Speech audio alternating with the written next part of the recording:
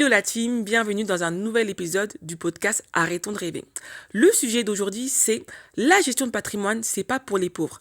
Un gestionnaire qui dit enfin la vérité. Pour cela, nous avons Aura Patrimoine, qui va nous expliquer ce qu'est la gestion de patrimoine et qui va vraiment nous décortiquer ce sujet.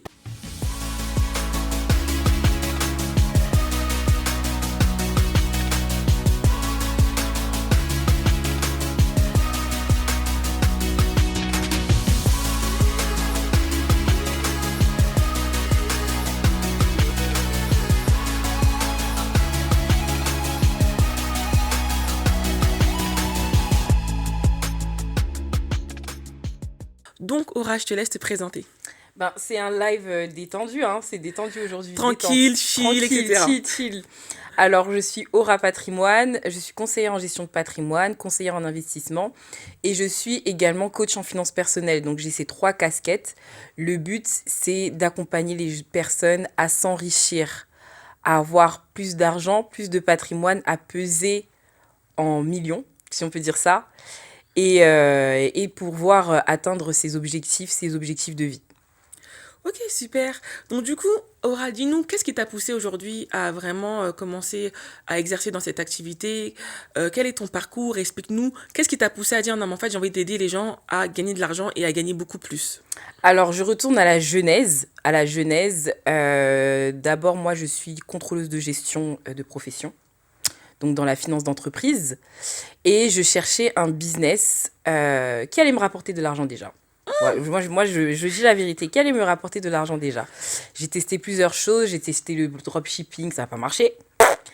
J'ai testé quoi d'autre? Dropshipping, j'ai fait même du marketing de réseau pour tout ce qui était trading, etc. Donc en fait, je me cherchais. Et j'ai eu l'idée, il y a même une personne qui m'avait soufflé, qui me disait non, toi, tu dois parler des finances personnelles, de ton parcours, parce que moi, j'étais une personne qui gérait très mal mon argent à l'époque. Et en 2022, j'ai décidé de reprendre en main ma vie, donc mes finances, et j'avais réussi à pouvoir épargner. Donc dès que j'ai fini mes études, j'ai eu un nouveau travail et j'ai réussi à épargner. Et je me suis dit, pourquoi pas aider les personnes en difficulté. Et je m'étais renseignée si ce métier existait. Et c'est là que je me suis rendu compte que le métier de coach en finances personnelles existait. Et j'ai commencé à faire des vidéos sur les réseaux sociaux, à même me former, parce que je ne savais pas du tout communiquer à l'époque. Donc, je me suis formée auprès de l'entrepreneuse d'Afrique, Razel. Donc, je lui fais un petit coucou si elle m'entend. Coucou Razel. Yes. Et elle m'a montré également Céline Zokoi, qui est aussi sur les réseaux sociaux. Donc, elles m'ont montré également la communication sur les réseaux sociaux.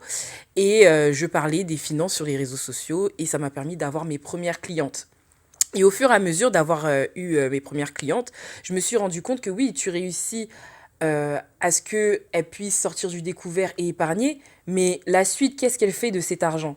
Et c'est là que le métier de conseiller en gestion de patrimoine m'est tombé dessus. J'ai dit, autant rajouter cette compétence. J'avais déjà des diplômes donc, en comptabilité et gestion. J'ai juste rajouté quelques habilitations pour devenir conseiller en gestion de patrimoine et conseiller en investissement. Donc, il y avait la plupart des épreuves qui étaient déjà validées et je me suis lancée et j'ai dit non, il faut que j'accompagne les personnes du coup à s'enrichir. Et plus j'avance dans ce métier, etc., mon mindset aussi commence à changer.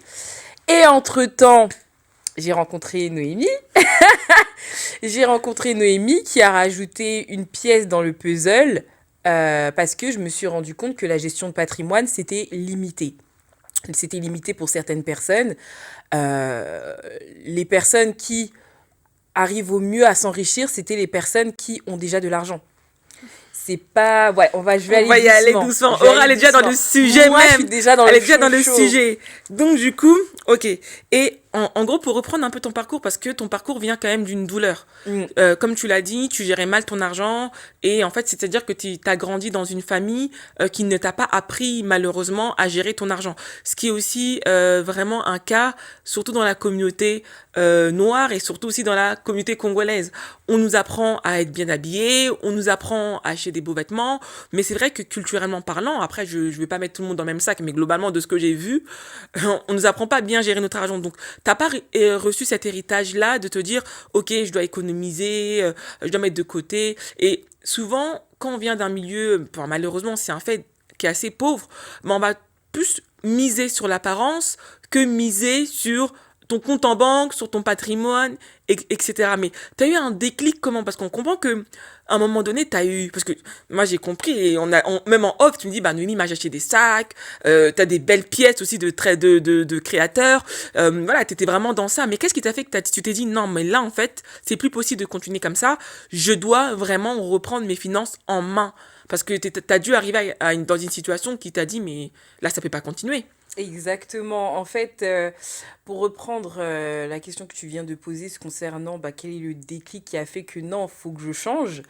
Déjà, je vais pas condamner mes parents, hein, c'est pas ça le but, hein, pas du tout. Ils ne sont pas responsables de ce que je vais dire. Faut bien atténuer le truc. Mais mon père et mes parents, ils te disent toujours d'épargner, de mettre de l'argent de côté, etc. Mais les choses de la vie fait que tu as encore, voilà, tu as reçu encore une éducation qui finalement te permet pas en fait de mettre de l'argent de côté. Clairement, pour juste moins lisser ce qu'Aura essaie de dire, c'est que clairement, en fait, même si nos parents, parce que moi aussi j'ai grandi, ma mère me dit épargner, etc. En fait, ils ont des très bons conseils. Sauf que la vie va t'handicaper. Et quand on parle d'handicap, on parle souvent de ce poids que beaucoup de femmes ou hommes noirs ont, c'est-à-dire soutenir la famille, malheureusement. Exactement. En fait, ils te donnent des bons conseils, mais malheureusement, pour certains, ils sont un poids.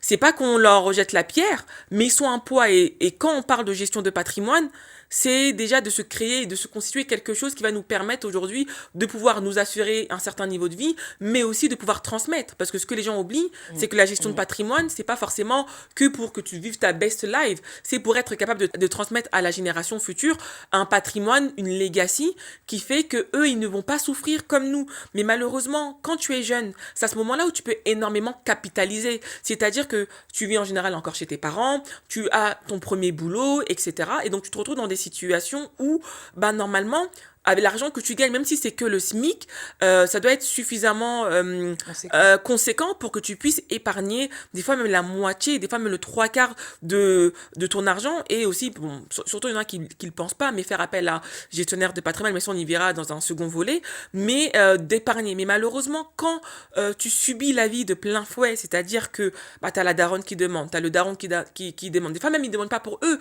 ils demandent pour une tante, ils demandent pour... voilà, il y a des situations, il y a quelqu'un malheureusement qui est décédé au bled ou qui est malade, qui fait face à certaines difficultés, il faut envoyer l'argent. Et donc souvent, comme on vient aussi d'un milieu, pour une grande majorité, qu'ils ont immigré en France, tout le monde n'a pas eu forcément la chance d'avoir accès à un métier qui permet d'avoir une forte rémunération. Et même pour ceux qui ont une forte rémunération, ils se retrouvent malheureusement dans des situations où ils aident tellement la famille au pays, ou même en France, que in fine, ils se retrouvent accablés par ces charges. Et quand ils y arrivent plus par eux-mêmes, ils demandent à leurs enfants de contribuer, ce qui impacte très fortement justement nos économies et justement nos placements. Exactement. Donc, pour revenir au déclic, parce que tu as très bien expliqué le souci de pas mal de la communauté en général afro. Bon, pas tous, on est obligé de dire pas tous, parce que tout le monde ne vient pas d'un milieu défavorisé. Moi, j'ai grandi dans le quartier.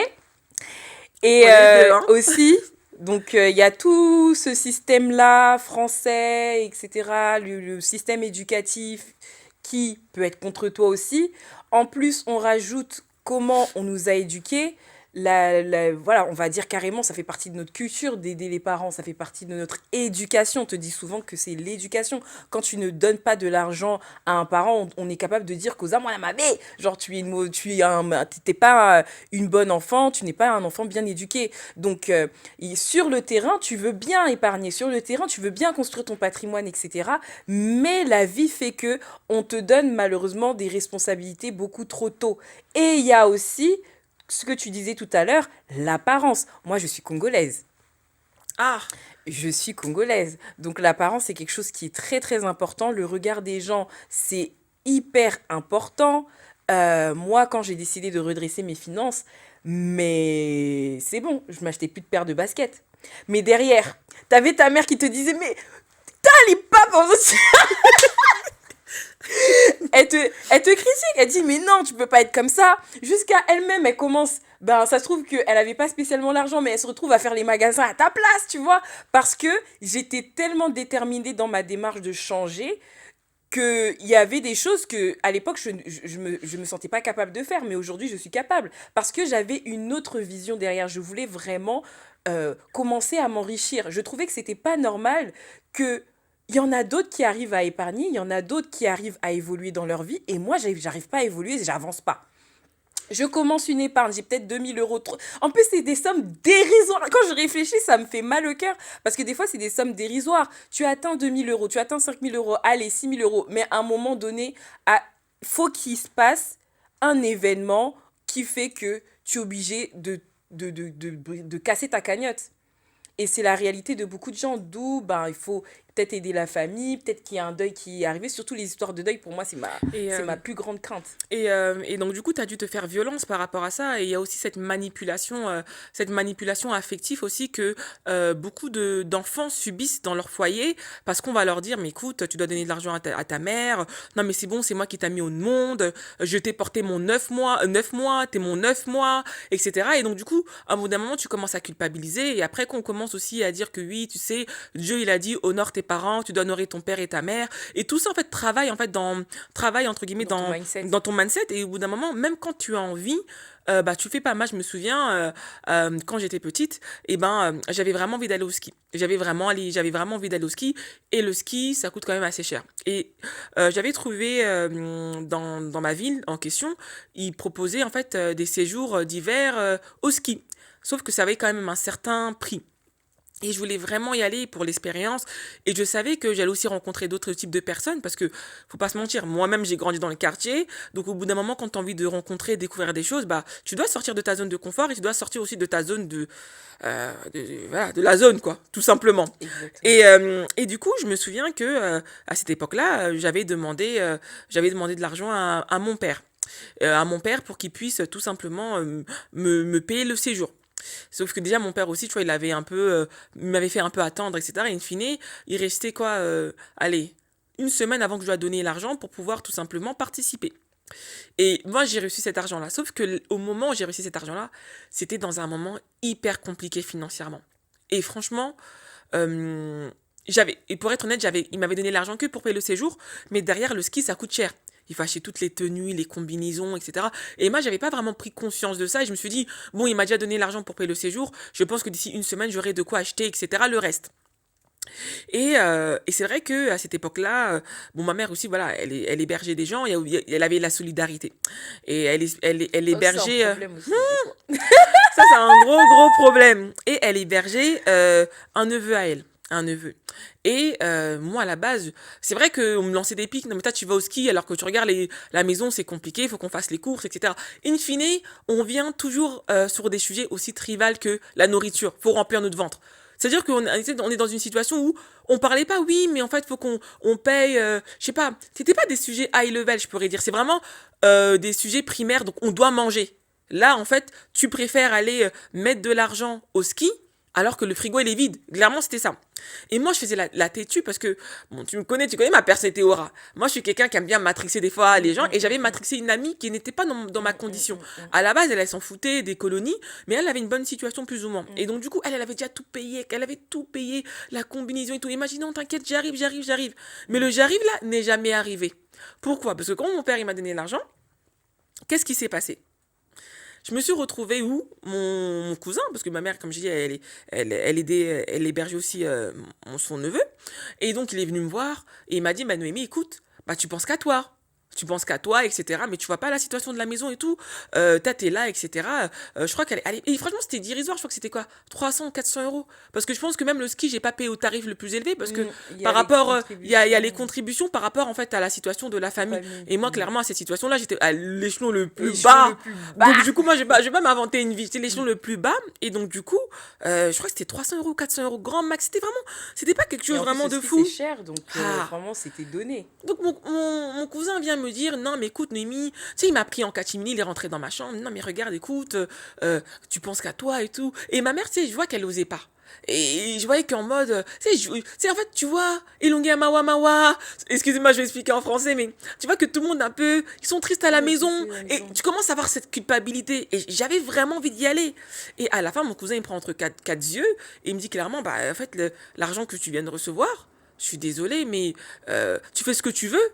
Mais là, il commence à te culpabiliser. Regarde, il y a telle situation, il y a quelle situation, etc., etc.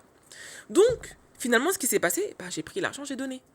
Je ne suis jamais partie au ski. Jusqu'à aujourd'hui, là, je ne suis pas partie au ski. Et ce qui s'est passé aujourd'hui, malheureusement, je me retrouve dans une situation où, bah, mon ami est parti sans moi. Et j'ai dû m'excuser auprès de mon ami, parce que c'était ma meilleure amie de l'époque.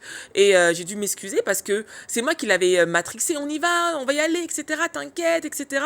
Et finalement, je n'ai pas pu y aller. Et pourquoi, en fait, je parle de cette histoire-là? Je parle de cette histoire-là parce qu'on ne se rend pas compte que, des fois, même quand on ne veut pas, on est tellement dans une situation où on va nous culpabiliser. Si on ne te culpabilise pas parce que tu n'as pas donné, on va te culpabiliser par rapport à ton apparence. Comme tu l'as dit tout à l'heure, non mais regarde Aura, tu peux pas t'habiller comme ça, tu peux pas avoir des baskets, etc. Et des fois quand tu vas regarder même la basket qu'elle est en train de critiquer, c'est juste que tu prends un coup de chiffon, tu nettoies, c'est propre. Mais on va te faire comprendre que la manière dont tu es habillé, la manière dont tu t'es présenté, tu ne peux pas te présenter comme ça. Il y a un mariage. Surtout, pardon, la même chaussure. Peut-être la chaussure, c'est propre, mais c'est juste que le fait qu'on va te voir tout le temps avec la chaussure, c'est comme si tu n'avais pas d'argent. Donc on veut masquer le fait que Tu n'en as pas. tu n'en as pas. Alors qu'en fait, tu n'en as pas. En réalité, tu n'en as pas. Tu n'en C'est as pas. ça la vérité. Et pour en revenir à ce sujet-là, c'est que des fois, nos parents vont masquer, entre guillemets, la misère pour impressionner des gens qui eux-mêmes n'ont pas Sont dans d'argent. la misère aussi. C'est ça. C'est ça qui est malheureux, Et, tu vois. in fine, on se retrouve malheureusement avec énormément d'enfants issus de la communauté noire, faut se le dire, qui arrivent à l'âge adulte, qui n'ont aucun patrimoine, qui Aucun n'ont rien, capital de et qui départ. sont handicapés, même des fois parce qu'ils ont des dettes, parce que, encore, voilà, toi tu t'es jamais endetté, moi non plus, mais il y en a qui ont même contracté des crédits pour leurs Pour parents, leurs parents. pour leur famille, dans des situations, et aujourd'hui, quand ils se retrouvent dans la galère, ils ont personne, ils ont que leurs yeux pour pleurer. Exactement. Bon, après, moi j'ai eu de la chance. Mon père, c'est une personne, je dis c'était, il est en vie. C'est une personne qui avait conscience qu'il fallait que les enfants émergent. Et il voulait toujours qu'on ait des activités en dehors de l'école, qu'on développe nos talents. Moi, je suis allée au conservatoire, j'ai même fait de la natation, etc. Il m'accompagnait, il a vraiment donné de son temps pour qu'on puisse se développer. Mais j'ai compris en grandissant, en fait, qu'il se ruinait en fait pour nous, en fait, parce que lui, au pays, ben, son père, lui, il faisait tout. Donc, il a grandi dans cette situation où on donne tout pour un enfant, voilà, il a fait des grandes études, etc. Après, il est venu en France. Donc, il a voulu reproduire la même chose, mais avec peu de moyens. Et à un moment donné, tu ne peux pas suivre ce même rythme et à un moment donné, ça finit par caler. Bon, moi, j'ai eu la chance. Ça fait que j'ai pu voir autre chose, surtout quand, en plus moi j'étais en classe musique, donc j'ai pu faire énormément d'activités dans le cadre de la classe musique, etc. Et ça m'a permis aussi de me rendre compte que j'étais capable de faire certaines choses. Par exemple, je suis là devant vous, c'est vraiment parce que mon père, il m'a toujours dit, tu es capable de le faire, tu es capable de le faire.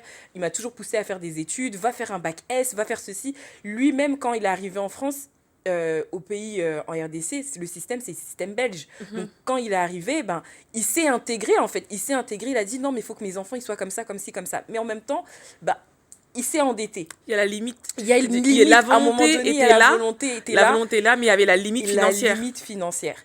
Et là, tu arrives à l'âge adulte, ok, les parents, ils ont une bonne volonté, ils veulent te voir évoluer dans tes études, etc., que tu émerges, que tu as un travail, etc. Mais eux, tu es obligé de les tirer vers le haut. Mais est-ce que tu as les moyens? Est-ce que derrière, tu as le capital nécessaire pour les faire sortir? Et c'est là qu'on se retrouve bloqué. C'est là où même que j'ai eu le déclic, j'ai dit, moi, je suis amenée à avoir plus d'argent et en fait, je ne peux pas me permettre de me contenter d'un salaire. C'est terminé là. Là, il faut que je ferme le robinet. Effectivement, j'ai dû priver mes parents parce que à un moment donné, après mon père, il me demande pas du tout. C'est plus ma mère parce que mon père, il a souvent cette culpabilité. Il a l'orgueil de l'homme parce que Voilà, ouais, exactement, exactement. en soi, quand on parle de demander, souvent, quand tu regardes, c'est souvent les mamans. C'est souvent les mamans, Et ouais, en plus, c'est elles sont vraiment, elles, c'est la corde sensible. Parce que qui va pas dire qu'il n'aime pas sa maman? qui n'aiment pas sa C'est-à-dire maman. que il y a ce lien-là indéfectible qui est vraiment compliqué avec les mamans. Et malheureusement, il y en a peut-être consciemment ou inconsciemment, elles jouent. Et du coup, tu te retrouves malheureusement, bah, des fois, en fait, à céder. C'est Comme on ça. dit, je donnerai tout. Enfin, combien de chansons on a entendu de rappeurs, de Oui, je chanteuses. donnerais tout Je pour ma donnerai mère. tout pour la maman, je donnerai tout pour la daronne, je dois sortir la daronne du De la quartier. brie, En la gros, mettre à je l'abri. dois mettre à l'abri. Tout ça, on parle plus de la mère. Pourtant, ces mêmes personnes qui vont dire ce genre de paroles, souvent aussi, ils ont un père, qu'ils soient là ou pas là, ou voilà, whatever, ils ont un père. Mais c'est plus la mère, parce que la mère a ce lien-là où tu as vraiment envie de tout donner. Mais en fait, quand tu suis ce lien-là, bah, des fois, en fait, toi-même, tu te mets en porte-à-faux et tu te retrouves malheureusement dans des situations où bah, c'est toi qui trinques. C'est ça. Et d'où revenir à ce qu'on disait sur la gestion de patrimoine. Euh, En fait, déjà, le capital de départ, c'est pas simplement l'argent, c'est cette intelligence financière, c'est aussi ce capital culturel. Tu voulais aller au ski. C'est pas tout le monde qui peut aller au ski. Toutes ces activités, il y a des activités, en fait, tu es bloqué, il y a une limite que tu ne peux pas franchir. Et en plus, moi qui ai grandi dans le quartier, c'est une prison à ciel ouvert. C'est là, en fait, en réfléchissant, en grandissant, je me suis dit, mais en fait, c'est l'environnement dans lequel tu es qui détermine ton avenir. Et moi, je suis quelqu'un qui aime la liberté et qui me dit, non, faut que je casse toutes ces croyances-là, faut que je casse. Et quand tu commences à rêver grand et que tu regardes ta situation, tu regardes ta petite chambre, tu regardes voilà, dans quelles conditions tu as grandi, tu dis, non, il y a un fossé. Il faut que je casse tout ça. Tu vois? Donc, c'est vraiment une volonté de pouvoir bah, moi-même m'enrichir, vraiment m'enrichir pour de vrai. C'est pour ça que quand j'ai rencontré Noémie, directement son message, il m'a parlé. J'ai dit, mais oui, gestionnaire de patrimoine, c'est ce que j'ai dit, tout le monde. C'est ça qu'on a dit à un moment donné, il y a une limite. C'est-à-dire que toi, tu vas arriver, peut-être qu'il y a un client qui va arriver à aller avec 5 000 € d'épargne. On ne peut pas créer une stratégie d'enrichissement avec 5 000 €. On va simplement t'ouvrir une assurance vie. Au revoir, merci. C'est fini. En fait, on n'a rien à faire. Alors qu'une personne qui débarque avec 60 000, 100 000, 200 000, sachant qu'en France, vivons heureux, vivons cachés. Hein. Il Il y y en a a beaucoup. beaucoup de... Des fois, les gens, ils vont faire... Voilà, toi, Hmm. là, je vais lancer une balle perdue à ma mère qui va te dire, mais oh, tu mets la même chaussure, pourquoi? Mais des fois, c'est ces mêmes personnes qui mettent la même chaussure au bureau, tu les vois avec les mêmes habits au bureau. Toi, tu vas venir toute pimpante, tu vas venir avec un certain, comme on dit chez nous, charisme, parce que tu es bien habillé. Mais ces mêmes personnes-là, ils ont plus d'argent que toi, ils s'enrichissent plus que toi, et ils avancent même plus vite que toi. Parce que toi, quand tu viens au travail, tu es en train de survivre. Tu es là avec tes 2 000 € par mois, tes 3 000 € par mois. Tu espères finalement donner même deux. On arrive à un stade aujourd'hui, même de donner 200 € à sa daronne, mais est-ce que ça va la sortir De la galère. de la galère? Non. Même pas de la cité. Rien du tout. Même 1 000 €, ce En n'est fait, même plus suffisant. tu mets du pansement sachant qu'elle va pas guérir. Exactement. En fait, c'est comme si tu avais mis de l'eau dans un sachet et le sachet, il est percé. Donc, tu ne vas jamais remplir ça, en fait. Et c'est là que quand j'ai compris ça, que je ne pouvais pas sortir les gens de la misère tant que moi, je ne suis pas sortie, c'est là que j'ai carburé. Et quand j'ai entendu ton message concernant l'achat-revente, c'est là que j'ai dit, mais pourquoi je combine pas le conseil en gestion de patrimoine et l'achat-revente? Là, je pense qu'on va se retrouver sur un autre cap, là, sur ce podcast. C'est que là, j'ai réfléchi, mais en fait, les deux, c'est un banger.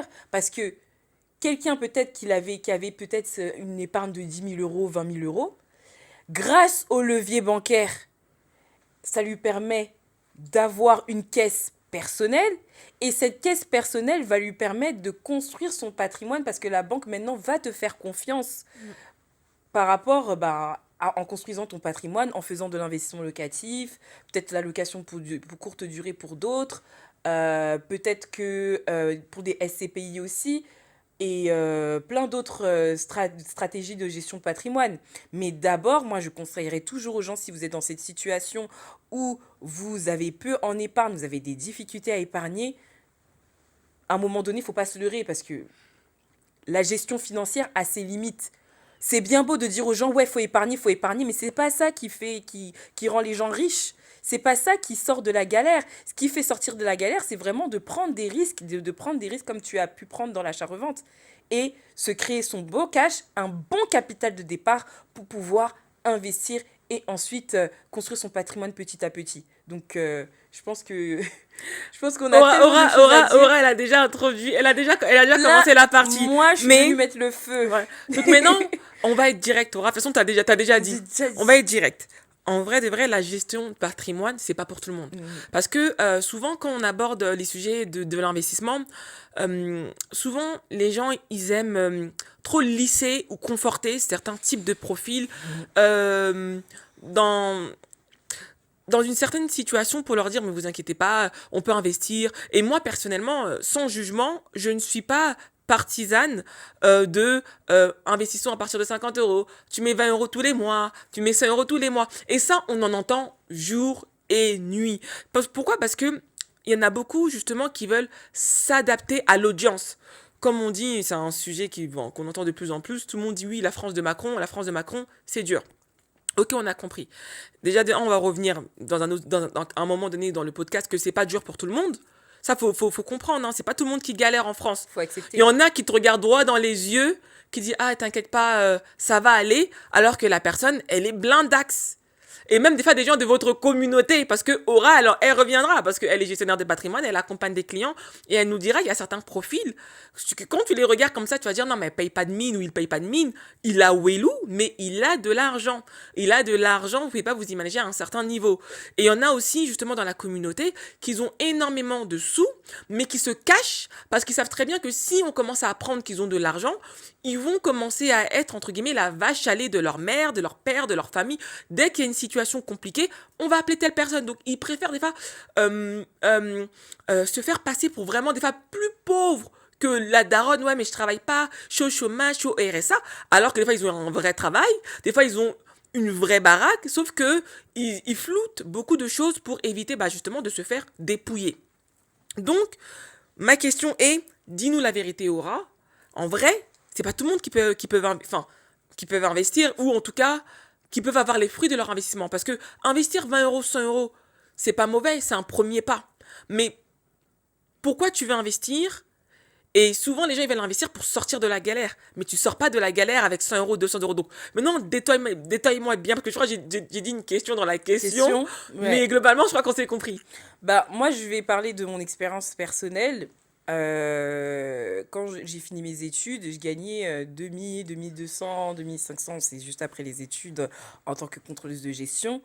Et comme je disais, j'étais dans cette démarche-là, j'étais déterminée à avoir des ressources complémentaires. De base, les réseaux sociaux, c'était complément de revenus.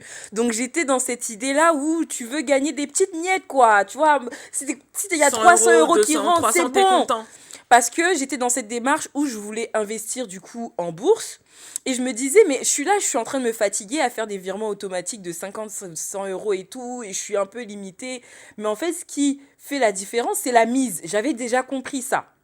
Mais seulement, quand je me suis lancée dans mes autres activités, de base, je voulais justement avoir des compléments de revenus pour compléter dans la bourse.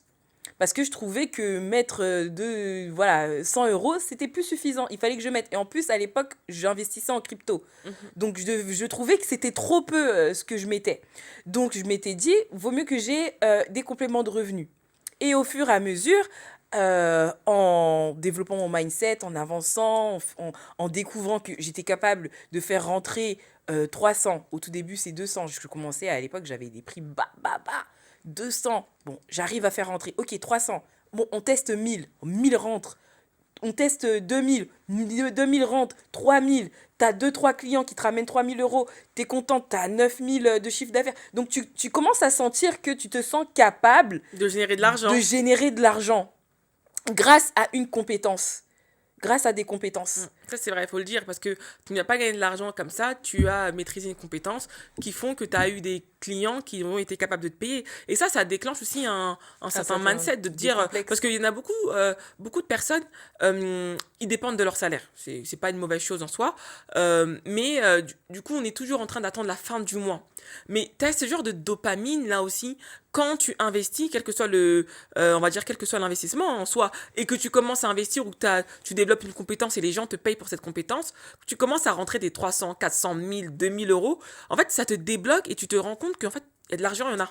De l'argent, il y en a. Il y en a à profusion, ça circule. Ça circule. Il faut juste répondre à un besoin. C'est ça une entreprise. Répondre à un besoin. Et tu te rends compte que tu commences à rentrer ce genre de somme, mais tu te rends compte que c'est pas suffisant. Parce que, comme on a dit dès le départ, tu as encore tes racines de la pauvreté qui débarquent. C'est que là, tu te rends compte que oh, on est en France, faut payer l'URSSAF, etc. Tu commences à te rendre compte qu'il faut payer, déjà, il faut payer l'URSSAF. Donc, déjà, tu as peu dans ta poche en bénéfice par rapport à ce que tu as gagné. Et en plus de ça, tu as encore tes racines de la pauvreté, la famille, etc. Bah, ça grignote, ça grignote, ça grignote et ça se termine. Donc, c'est là que j'ai compris que si je veux vraiment faire un bond, il faut que je prenne des risques. C'est pour ça que je dis que le business, c'est encore une stratégie pour compléter, pour avoir des compléments de revenus. Ça ne te permet pas de changer de classe sociale, à moins que ton business, il explose réellement et tout. Mais c'est cardio, l'entreprise. Donc, ça te permet d'avoir des compléments de revenus. Derrière, tu as la bourse, etc. Tu fais tes trucs. Mais c'est toujours pas suffisant. Il faut vraiment avoir un bon capital de départ pour mettre. Et ça revient à ce que tu disais. Est-ce que tout le monde voilà, peuvent avoir de la gestion de patrimoine, etc., des conseils financiers? Bien sûr, oui, tout le monde peut avoir. Mais s'enrichir, changer de classe sociale, ben, ça ne sera pas pour tout le monde parce que tout le monde n'est pas prêt aussi à prendre ces risques-là que toi tu as pris, que moi j'ai prises. Et malheureusement, les gens qui ne le font pas ben, vont toujours se plaindre. Mais comment ça, Noémie? Comment ça, toi, tu évolues? Comment ça, elle évolue, etc. Peut-être qu'elle a touché au gris-gris, peut-être qu'elle a touché au fétiche, des trucs comme ça. Les gens, ils auront toujours une autre image, mais en fait, tu as pris des risques. Tu as eu des moments d'insomnie. À un moment donné, tu dors pas, tu dis non, faut que ça se fasse. À un moment donné, tu te réveilles en pleine nuit, tu dis non, il faut que ça se fasse, faut que je gagne mon argent, faut que j'évolue, faut que vraiment que je fasse un bond. Parce que derrière, il y a des gens qui comptent sur toi. Derrière, ben, ça peut permettre aussi à tes frères et sœurs d'avoir le réseau, d'évoluer par la suite. Donc, Tokeneli Bosso, quoi. Tu te dis, on va de l'avant, tu vois. Donc, toi, tu as pris des risques, nous avons pris des risques que d'autres ne sont pas prêts à prendre. Et qui fait que ben, d'autres auront des meilleurs conseils financiers qui leur permettent toujours de s'enrichir et d'autres, bah, on va leur proposer des mini-produits et l'histoire est terminée. Et le plus souvent, ce que les gens ils ont remarqué, même en banque, ils vont vous proposer une assurance vie et il y a une bonne partie qui ne travaille pas, vous ne gagnez pas beaucoup d'argent et même vous vous plaignez que vous ne gagnez pas beaucoup d'argent, mais vous ne voulez pas, toujours pas prendre de risques. Oui, mais parce que, Aura, tu sais, t'as un background finance. Moi aussi, Ouais. j'ai fait de la finance de marché. Et voilà, aussi, je travaille aussi à côté de mes activités d'achat-revente. Donc, du coup, moi, je suis vraiment consciente aussi du fait que, en fait, l'argent appelle l'argent. Moi, c'est de travailler dans les fonds d'investissement, dans les banques d'investissement qui m'ont appris que si tu n'as pas l'argent, comme on dirait en Lingala, vandanayo, c'est-à-dire reste Reste tranquille. tranquille. Pourquoi? Parce que j'ai pu gérer des fonds de plusieurs milliards. Et quand tu vois le ticket que mettent les D'entrée. investisseurs, ils mettent pas 100 euros. Ils mettent pas 1 million. Ils mettent pas 2 millions. Et des fois, tu vas avoir des sommes 3, 4, 5 millions. Et quand tu regardes le retour sur investissement, c'est pas non plus si extraordinaire que ça. Parce qu'il y a aussi une, comment dire ça? Il y a aussi un fantasme au niveau de la bourse, un fantasme au niveau des placements, parce qu'on entend souvent beaucoup de choses contraires, des choses des fois qui n'ont pas de sens, où on va te parler d'une situation particulière qui arrive en bourse, qui arrive pas souvent, pour te faire croire que c'est comme ça tout le temps. Parce que ça se saurait si la bourse était si facile, tu mets 1 euro, demain t'as 1 million. Et donc il y en a qui viennent avec ce mindset-là de se dire, bah, je vais faire appel à Aura, je vais mettre 100 euros tous les mois, et dans un an, j'aurai peut-être 15, 20, 30, voire plus. Et donc du coup, c'est ça qui les amène à se retrouver dans des situations où, bah, quand ils ont mis une assurance vie, ils ont mis de l'argent dans certains placements, ils se disent, bah, en fait, là, ça marche pas. Ça marche pas. Des fois, ils se voient même qu'ils sont en négatif. Des fois, ils se rendent compte que même ils ont gagné quoi, 1 euro, 2 euros, et ça ne leur change pas de leurs conditions. D'où pourquoi mon sujet, c'est que la gestion de patrimoine n'est pas pour les pauvres. Parce que si tu n'as pas d'argent, toi, t'es en mode, je vais faire ça pour m'en sortir dans la vie, voire quitter mon boulot. On quitte pas son boulot en mettant 100 euros, même dans une assurance vie ou voilà, dans des SCPI. On y reviendra par rapport à différents supports que tu peux proposer à tes clients. Mais c'est ça le problème. Et donc, du coup, maintenant, quand tu réalises ce constat-là, qu'est-ce que tu dois faire? Tu dois commencer à chercher des capitaux. Parce que c'est ça le nerf de la guerre. Les capitaux. Combien tu mets dès le début? Quelqu'un qui va mettre... Et tout à l'heure, t'étais gentil, t'as dit oui, 60, 100 000. C'est bien, mais il y en a qui mettent 1 million. Il y en a qui viennent avec 5 millions. Ils investissent dans des private equity et le ticket d'entrée, ce que j'ai pu, le minimum que j'ai pu voir, c'est 100 000. Et encore, c'est petit. Il y en a qui ont des tickets d'entrée beaucoup plus gros, tu vois. Et même dans la gestion de patrimoine, tu te dis, mais il y a des clients qui sont intéressés par rapport à ces services-là et ils ont le capital qu'il faut. Ils ont un capital de départ conséquent. Et pour revenir à ce que tu disais, effectivement, il y a des investissements que les gens, ils commencent du premier abord, mais ça ne change pas ta vie. Au jour d'aujourd'hui, en France, moi je dis la vérité, je suis conseillère en gestion de patrimoine et beaucoup de conseillers en gestion de patrimoine n'osent pas le dire. L'investissement locatif, c'est pour les riches. Mamé! Là, t'es en train de sortir quelque chose, les gens sont pas prêts. L'investissement locatif, je répète, c'est pour les riches. Comment tu peux t'engager pour un crédit sur le long terme? Après, il y a des personnes, j'entends des fois ce qu'ils disent, ils disent, il faut être patient dans l'immobilier. Mais moi, j'ai pas cette patience. Laissez-moi tranquille, j'ai pas cette patience. Il y en a qui partent du principe que oui, en multipliant ces investissements locatifs, ça donne quelque chose d'intéressant, un cash flow intéressant, de 1000, 2000, on ne sait jamais. Et même des fois, il y en a, ils sont en négatif, ils le disent pas. C'est le truc que tu viens de dire, là, le mot que tu viens d'utiliser, tu as dit il faut être patient. Mais quand on sort, enfin, là on va parler vrai, on va pas commencer. On vient... on va pas commencer entre guillemets, à vraiment arrondir les coins de table. On va parler vrai. Ouais. Moi, j'ai grandi dans le 93, je viens de la cité. J'ai grandi dans la cité, je vais pas me mentir, je vais pas commencer à m'inventer des vies. Je connais la galère. Quand tu viens de la cité, ou quand tu viens des quartiers, ou quand tu viens tout simplement d'un environnement défavorisé, en fait, tu dois faire un investissement qui va t'aider à sortir de la galère. Et c'est là où il y a malheureusement, par méconnaissance ou manque de connaissance, beaucoup de personnes se trompent parce que vous allez aller vers des types d'investissements qui ne sont pas pour vous pour le moment. Parce qu'il y a 2 phases, et on l'avait déjà dit lors d'une conférence. Il y a la phase maintien de la richesse et création de richesse.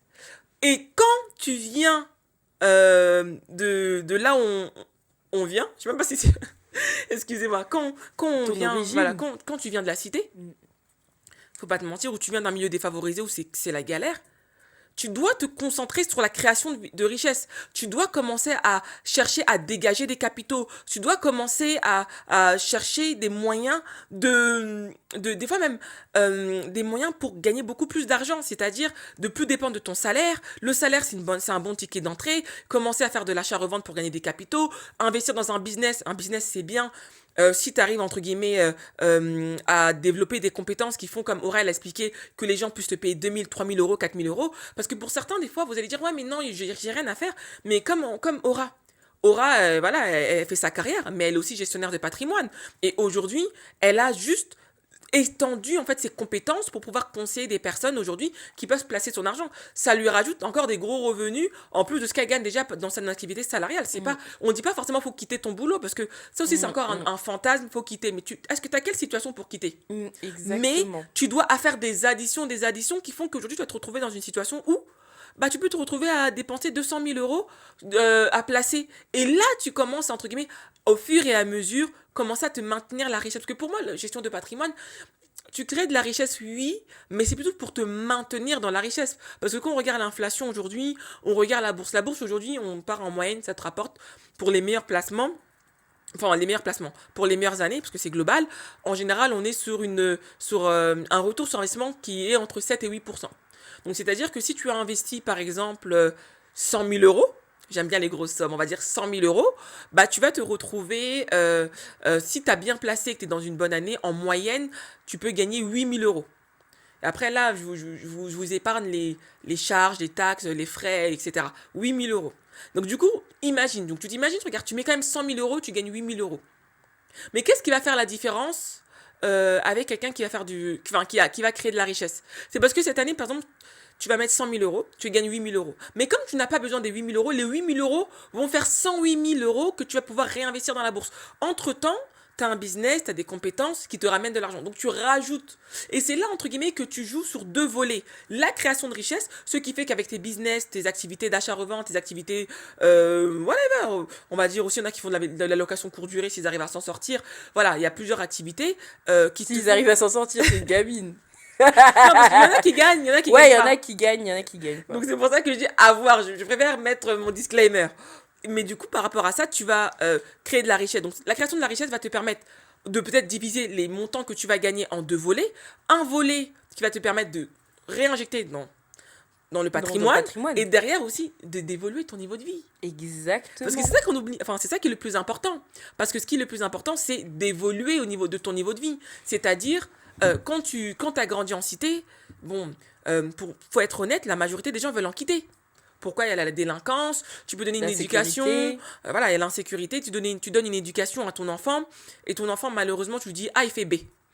Et même les conditions de vie, bon après ça c'est un autre volet, Non, mais tu peux les conditions de vie sur pas mal de cités, flemme, tu vois, tu arrives, l'ascenseur ne fonctionne pas, comme par hasard dans ton immeuble il y a un handicapé, l'handicapé en question il habite au 5e étage, il faut maintenant mobiliser tous les grands de la cité pour monter. Non, c'est pas une vie. Non. Tu vois, il y a un cafard qui passe, il y a toujours les gens qui passent pour mettre les produits de cafard. Ça se trouve même les produits de cafard, ils ont même la use.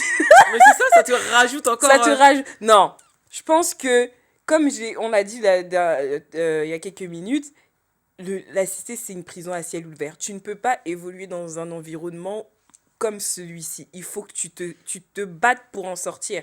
Parce qu'il y a un meilleur avenir qui t'attend. Et pour revenir, ça c'était une parenthèse, pour revenir au capital, etc., effectivement, il faut se concentrer sur la création de richesse dans un premier temps. Et ensuite, tu investis. Parce que qu'est-ce qui se passe? Tu fais de l'investissement locatif. Ah oui, non, je vais reprendre. Immeuble de rapport. Les gens, ils aiment bien, ouais, j'ai 3 immeubles. Ils aiment bien frimer en disant flex, en disant oui, j'ai 3 immeubles. Mais la rentabilité, en réalité, tu gagnes, allez, donne-moi un chiffre. On va prendre un exemple lambda. Parce que ce que tu dis dans les immeubles de rapport, Emma, c'est ce que je me souviens, on avait eu cette discussion-là ultérieurement, où on disait quel immeuble de rapport tu achètes. Parce que justement, revenons à la jeunesse. À la genèse. C'est-à-dire que la personne en question, elle n'a pas un gros patrimoine. Donc c'est pas un immeuble haussmannien qui a une belle gueule, excusez-moi du terme, mais qui a une belle gueule, qui est en plein Paris ou qui est dans un endroit vraiment très prisé que tu vas acheter. Parce qu'en fait, la genèse, c'est quoi? C'est que la personne, elle a déjà des revenus illimités. Donc oui, tu peux emprunter, mais tu vas emprunter pour aller acheter où? Donc souvent, tu vas acheter des immeubles de rapport, oui, donc tu entends immeuble de rapport. Donc pour ceux qui n'ont jamais investi, tu vas être complexé, tu vas dire waouh! Mais in fine, quand tu regardes, elle ou il a acheté son immeuble de rapport dans des coins paumés. Mais là vraiment à perpète. Là où juste le loyer, sans déduction du crédit, tu reçois peut-être 2000 euros. Tu as 4 appartements, parce que toi tu vas dire waouh, il a 4 appartements, il a un immeuble. Waouh! Toi tu penses loyer parisien, loyer même de l'Île-de-France. Non, en plus, les loyers sont plafonnés. Donc, des 400, 500 euros. Donc, il a 4 appartements, 400, 400 ou 500, 500. Donc, ça fait 2000 euros. Et ensuite, dans les 2000 euros, tu rembourses le prêt à la banque. Donc, in fine, on se retrouve avec des sommes, malheureusement, dérisoires. C'est ça, dérisoire. C'est le bon mot, dérisoire. Et du coup, tu te retrouves peut-être avec un cash flow de 500 euros, 600 euros. Mais je suis désolée, c'est une perruque. Faut qu'on dise la vérité. Moi, j'aime bien le luxe. J'aime les belles choses. Donc, seulement 600 euros, allez, il suffit que la maman, la madrée, elle a une urgence. C'est fini. bon, c'est fini. Qu'est-ce que tu veux qu'on fasse?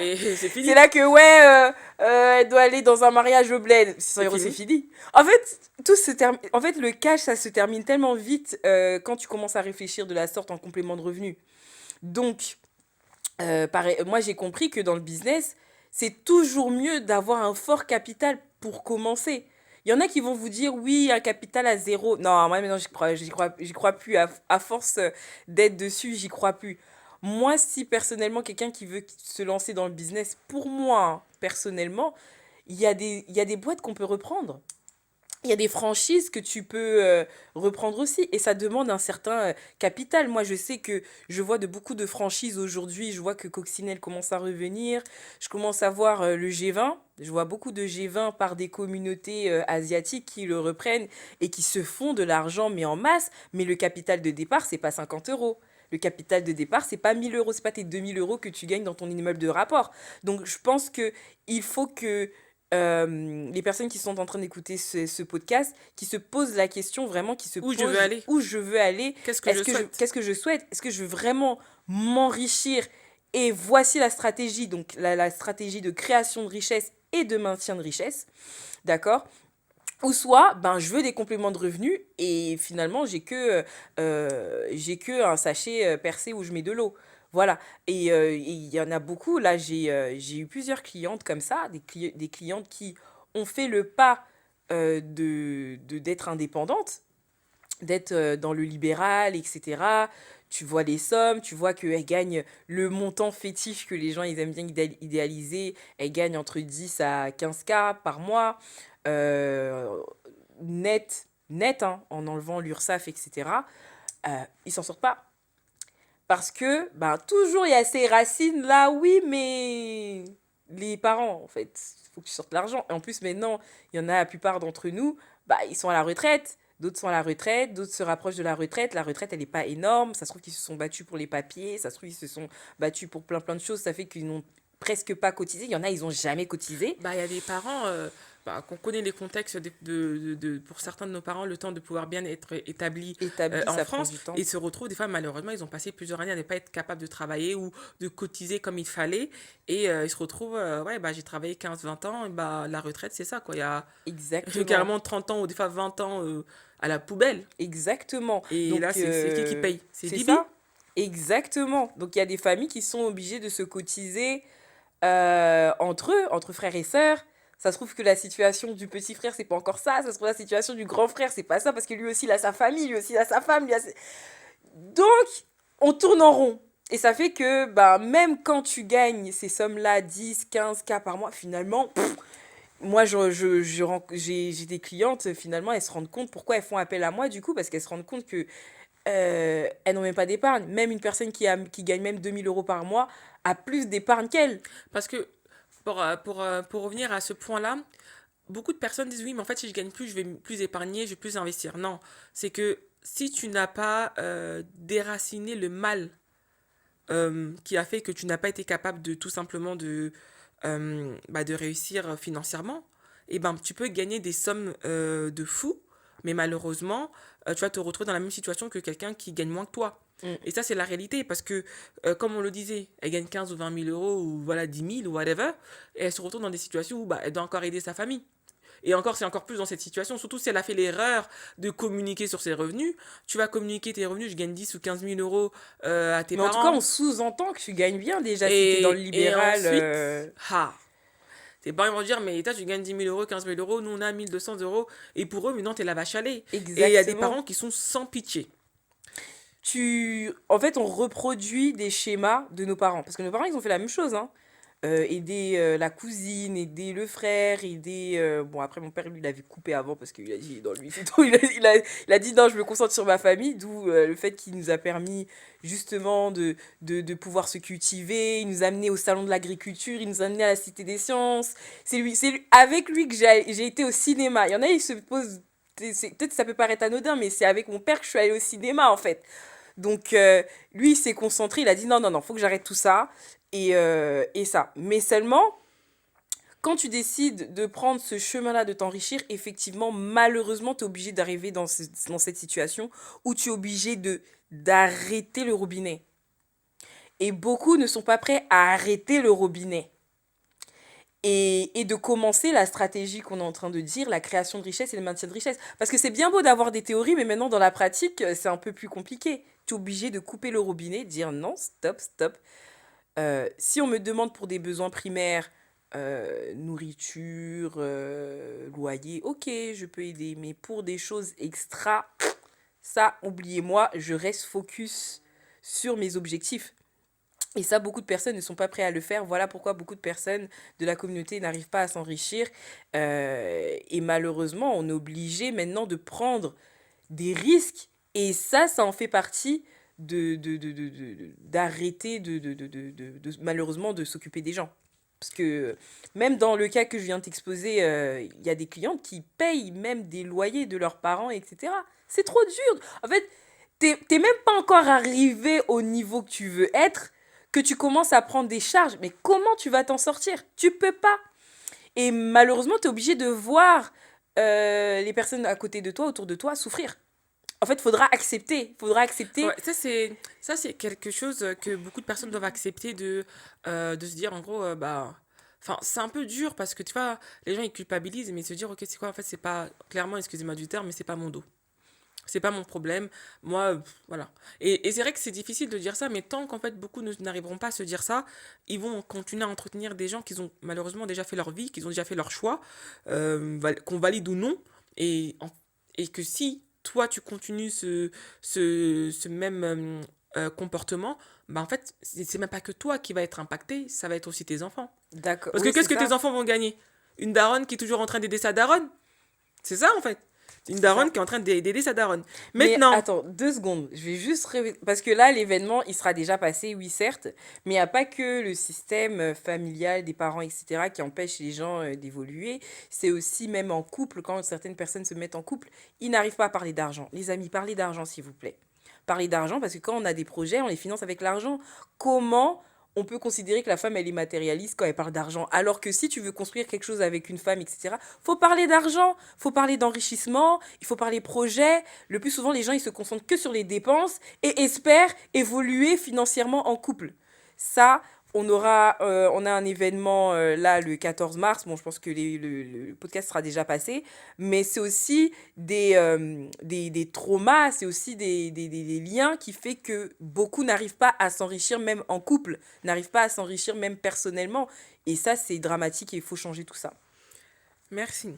Maintenant, Aura, j'ai une question. Oh, j'en ai plusieurs, comme ça tu vas répondre en Ouais, même comme temps. ça, Donc, s'il y a nous, quelqu'un si on qui se lance gagne, là, s'il y a quelqu'un qui gagne 2 000 € par mois, qu'est-ce que tu peux faire concrètement pour lui par rapport à son épargne? Il y a également aussi cette situation où toi, tu as eu l'honnêteté de dire que au début que tu peux pas accompagner tout le monde. C'est-à-dire que globalement, voilà, si tu gagnes 5 000 €, on va faire quelque chose, une petite assurance vie, c'est terminé. Par contre, il y a quand même certains gestionnaires de patrimoine, qu'on appelle des CGP, qui acceptent tout simplement des clients, n'importe quel client, tu leur dis tu peux mettre 20 €, ils acceptent, si tu mets 15 €, ils peuvent accepter, et on se demande vraiment quel est l'intérêt derrière aussi d'accepter ça, si on sait très bien que derrière, la personne, sa situation ne va pas changer. Et comment vous vous rémunérez en fait globalement, quels sont vos frais, et comment faire la différence entre un bon CGP et un CGP qui veut juste vendre ses produits. d'accord. Alors, pour répondre à ta question concernant les 2 000 € par mois et tout, combien il épargne, etc. Moi, avec l'expérience que j'ai, je trouve ça hyper épuisant d'accompagner des personnes déjà qui ont peu. Je m'explique. J'explique, je trouve ça hyper épuisant parce que ça te frustre en fait. Parce que moi, je suis quelqu'un qui veut amener les gens loin à un certain niveau. Et tu vois qu'une personne débarque avec 2 000 €. Bon, ok, t'as combien en épargne? T'as que 3 000 €. Ouais, c'est bien. C'est bien. Bon, pour revenir à la rémunération, quand tu mets tous les mois, par exemple, 100 €, tout dépend des frais, hein, mais le maximum que tu peux appliquer, c'est 5%. Donc, si la personne a mis 100 euros, ben, 100 euros par mois, euh, 100 euros par mois, ça te fait combien? Ça te fait 5 euros? C'est Mhm. ça, 5 euros Par mois. par mois. 5 euros par mois pour toi. Et encore, parce qu'il y a encore l'organisme que tu dois rémunérer. Donc, en gros, t'es aux alentours de 3 2 euros, etc. Mais quand une personne a mis 1000, là, ça devient plus intéressant. Et quand tu as plein de clients à accompagner, ben, ça te fait une grande, grande somme. Donc ça, c'est intéressant. C'est-à-dire que, par exemple, certains CGP, c'est-à-dire qu'ils peuvent prendre des clients qui ont une faible capacité d'épargne, de placement, mais ce qui va faire la différence, c'est parce qu'ils vont peut-être faire le volume. Exactement, c'est le volume qui fait la différence et moi Parce je trouve qu'en ça hyper soi, épuisant. en soi, faut pas se mentir, 5 euros, et quand tu payes une partie à l'organisme avec lequel tu travailles et le reste, ça reste dans ta poche, donc 2 euros, 3 euros tous les mois, en gros, une année, c'est quoi? T'as gagné 30 euros, si on le lisse, donc en gros, ça te paye même pas un resto, quoi. Exactement, et ce qui fait la différence, c'est le capital de départ. Si la personne elle place 1 million et que tu prends les 5%, c'est devenu intéressant. Ah, Si la personne elle place 3 millions, ça devient de plus en plus intéressant. Donc en fait, en réalité, le conseiller en gestion de patrimoine est à la chasse des gros portefeuilles. En fait, en réalité, on a... Franchement, je vais dire la vérité. On est dans la chasse des gros portefeuilles. Mais moi, je veux personnellement que les gens fassent un bond. Un vrai bond. Si tu veux t'enrichir, voici ce que tu dois faire. Je suis même prête, parce qu'il y a des personnes qui sont dans ton académie, il y en a qui sont dans la mienne. J'accepte qu'ils viennent même chez toi. Reviens me voir après quand tu auras fait ton opération, quand tu auras vu, tu seras avec un vrai capital. Parce que moi, bien sûr, je pourrais manger, mais derrière moi aussi, je serais rassurée parce qu'on pourra mettre vraiment une stratégie d'enrichissement en place. où elle aura vraiment un vrai retour sur investissement. Parce que derrière, Exactement. qui dit faible épargne, des faibles capitaux, dit voilà, pas grand-chose. Parce que 8%, on va dire 8% sur 100 euros, c'est 8 euros. Et encore, Exactement. on part du principe qu'on est sur une année qui rapporte. Exactement. Et ce qui fait aussi la différence, bien sûr, c'est le capital de départ. Et ce qui fait la différence aussi, c'est le crédit. Si une personne elle prend un crédit pour des SCPI de 300 000 euros et qui vient placer les 300 000 euros en SCPI, ben, moi, bien sûr, je gagne. En plus, c'est de l'immobilier. On gagne plus sur l'immobilier que sur les placements. Mais je ne propose pas d'immobilier. Bon, placement immobilier, oui, je propose. Mais immobilier dur, il faut vraiment que la personne, elle ait déjà un bon capital de départ pour que je lui propose de l'investissement locatif tel que de la loi de Normandie. Parce qu'à l'époque, il y avait Pinel, mais aujourd'hui, c'est la loi de Normandie sur des logements anciens, Historique, ouais. Ancien. historiques. Il y a les monuments historiques. Même C'est encore une ça. fois, les monuments historiques, c'est pas pour tous les clients que tu vas Ouais, proposer ça encore. une fois de plus, par rapport à ça, souvent, comme tu parles de la loi de Normandie, on va partir sur des beaux patrimoines, mais qui dit beau patrimoine, grosse rénovation. C'est pour ça qu'en fait, il y a cette loi-là en termes de fiscalité. Mais derrière, maintenant, quels sont les profils qui peuvent aller faire ce type de C'est produit? toujours les personnes qui ont beaucoup plus en termes de capital. C'est pas... En fait, je me sentirais mal de proposer ça à une personne à qui ça va bloquer sa capacité d'endettement. En fait, ça me fait mal au cœur déjà. Donc oui, je veux m'enrichir, mais j'ai aussi une certaine éthique et je veux garder ça. Et c'est pour ça que même moi, dans le cadre de mon business, j'ai voulu justement être indépendante par rapport au business de la gestion de patrimoine. Il y a des gestionnaires de patrimoine qui se concentrent que sur le volume de la gestion de patrimoine. Moi, entre-temps, ben, je suis sur les réseaux, je fais aussi du coaching financier. C'est que derrière aussi, ben, on fait des événements aussi, hein. Ça ramène des sous. J'essaye au maximum de diversifier aussi mon activité. Il y a YouTube, il y a plein de choses pour se faire rémunérer aussi derrière. Il n'y a pas que la gestion de patrimoine. Et ça te permet justement de ne pas seulement être attaché aux résultats de la gestion de patrimoine en te disant non, mais il faut que je ramène le plus de monde, le plus de monde. Non, à un moment donné, tu épuises parce que tu es censé maintenant accompagner ces personnes-là. C'est ça parce que tu as un devoir de conseil. Tu as un devoir de conseil. Donc si c'est pour conseiller tout et n'importe comment, flemme. Mais c'est pour ça qu'on revient, il y a beaucoup de personnes qui vont dire investir par rapport à 100 euros par mois. Mais moi en soi, ce qui me pose problème, c'est pas qu'on dise 100 euros par mois, c'est que le client qui est en face, il doit être conscient que s'il investit 100 euros, si c'est pour changer sa vie, à canailler, qu'il laisse On en est fait, bien d'accord. qu'il laisse en On est bien soi. d'accord. Si c'est pour vraiment changer et transformer ta vie, tu sais très bien que c'est pas avec 100 euros par mois Mm. que tu vas changer ta vie. Une autre question. Pour un client, c'est quel genre de questions qu'il doit poser à son CGP? Quel genre de questions il doit aborder pour pouvoir être sûr qu'il est face à quelqu'un qui peut être aussi investi pour lui? Parce que c'est vrai que vous êtes rémunéré, tu as expliqué, mais il a aussi besoin de se rassurer.